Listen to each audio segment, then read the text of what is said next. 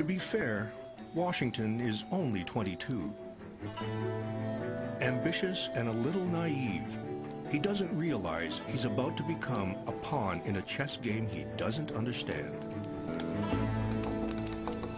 They are here. Washington's orders are to drive the French from this contested part of the frontier, with force if necessary. He doesn't know these French soldiers are on a diplomatic mission.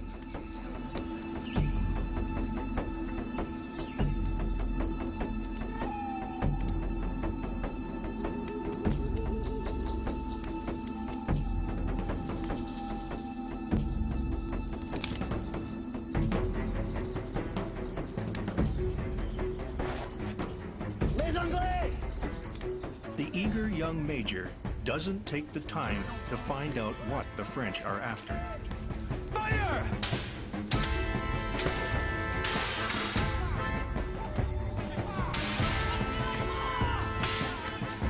It's George Washington's first taste of battle, and he likes it. I can, with truth, assure you that I heard the bullets whistle. Believe me, there was something charming in the sound. Ne tirez pas! Ne tirez pas! Arrêtez!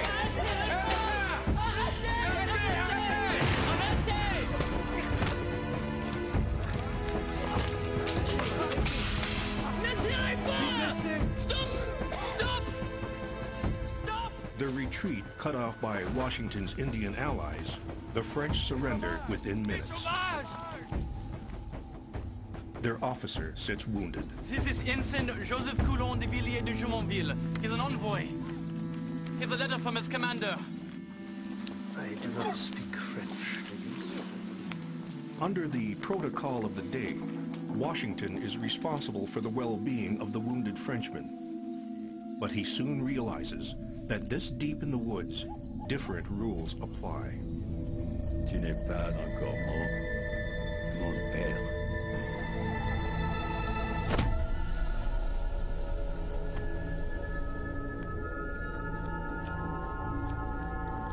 It turns out this Indian leader, known as the Half-King, has his own agenda. Within minutes, the Half-King's warriors plunder the French camp, scalping the dead and wounded before they leave.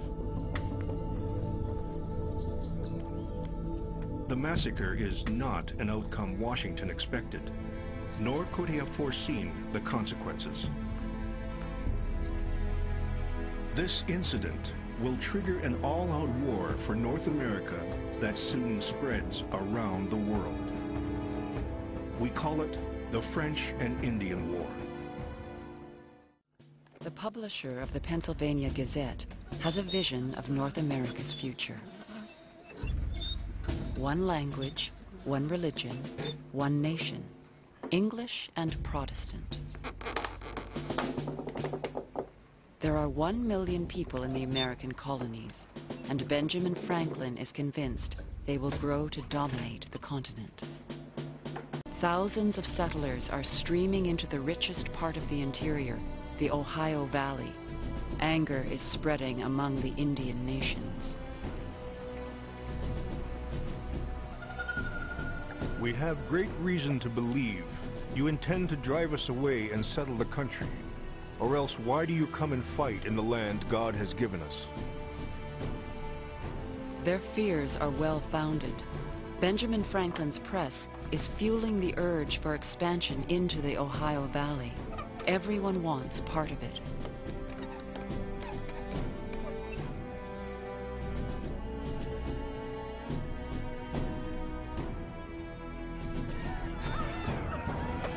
But in the summer of 1755, the American push is crushed by the Indians and the French.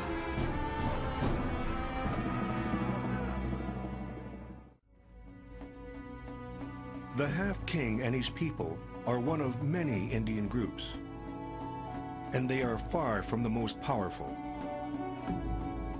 The dominant force in the Northeast is the Iroquois League, a coalition of 6 nations spread across northern New York. The Iroquois claim sovereignty over the Ohio country and all the Indians who lived there. Technically, they haven't authorized the Half-King to make an agreement with the British. So if he goes ahead and does it anyway, he'll be asserting his independence from the Iroquois League.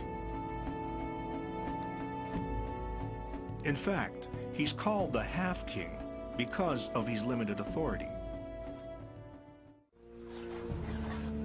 Washington expects the Half-King to help defend the fort.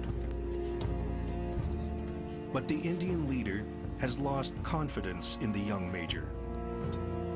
This Washington, he is a good-natured man, but he has no experience. Always driving us to fight by his direction. And now he wants us to make a stand with him against the French. And that little thing upon the meadow. Washington's only Indian ally leaves. We have no choice. We will make our stand here. The French have no such problems with their native allies.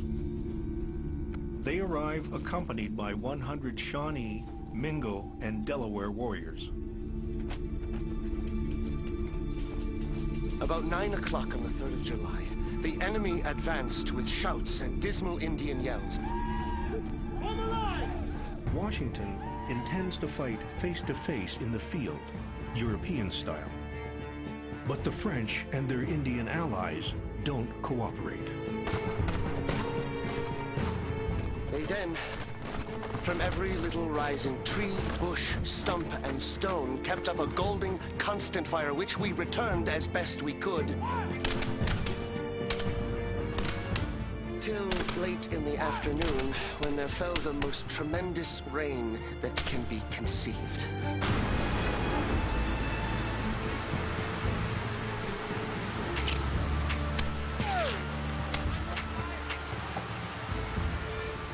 It filled our trenches with water and wet not only the ammunition and the firelocks, but also the few stores that we had, leaving us only a few bayonets for defense.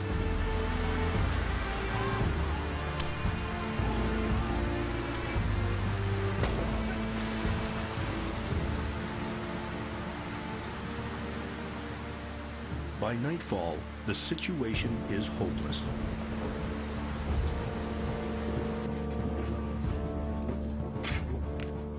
When the French commander offers terms for surrender, Washington signs the soggy document.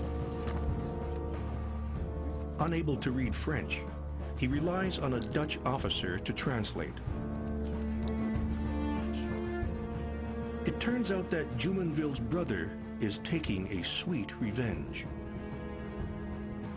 Washington doesn't learn until later that the document includes a confession to the assassination of Ensign Jumonville.